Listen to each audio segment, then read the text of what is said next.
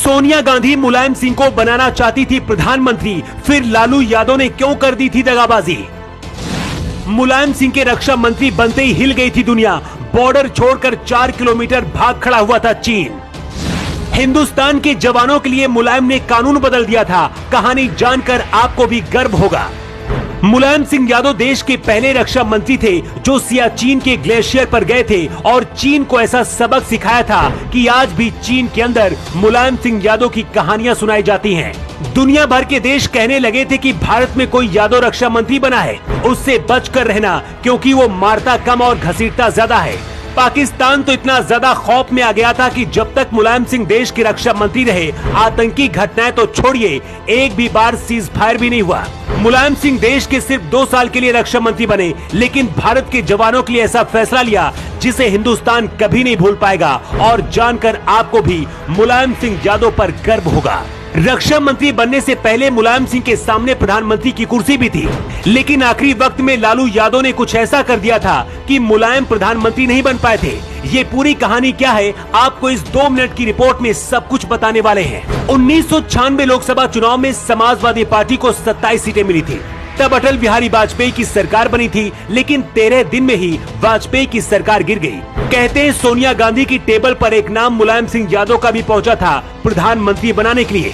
सोनिया गांधी मुलायम को प्रधानमंत्री बनाने के लिए तैयार भी थी, लेकिन आखिरी वक्त में लालू यादव ने मुलायम का विरोध कर दिया, जिसके बाद कांग्रेस ने एचडी देवगौड़ा को देश का प्रधानमंत्री बना दिया।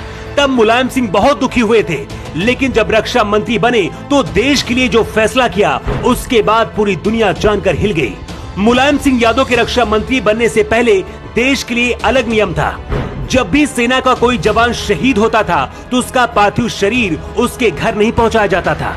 शरीर का अंतिम संस्कार सेना के जवान ही कर देते थे और आखिरी में जवान के घर सिर्फ उसकी एक टोपी भेज दी जाती थी।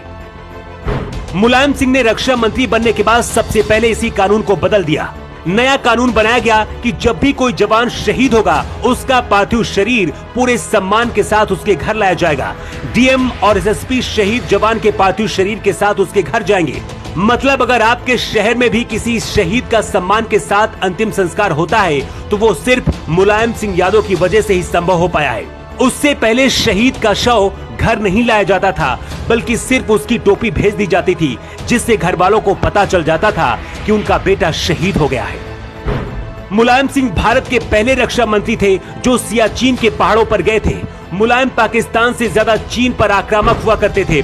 कहते मुलायम के रक्षा मंत्री रहते हुए 1996 से 98 के बीच भारत की सेना ने चीन की सेना को 4 किलोमीटर तक खदेड़ दिया था। इसके बाद ही मुलायम सिंह पूरी दुनिया की नजर में आ गए थे और बाकी के देश कहने लगे थे कि भारत में कोई यादव रक्षा मंत्री आया है जिसने चीन को भी खदेड़ दिया।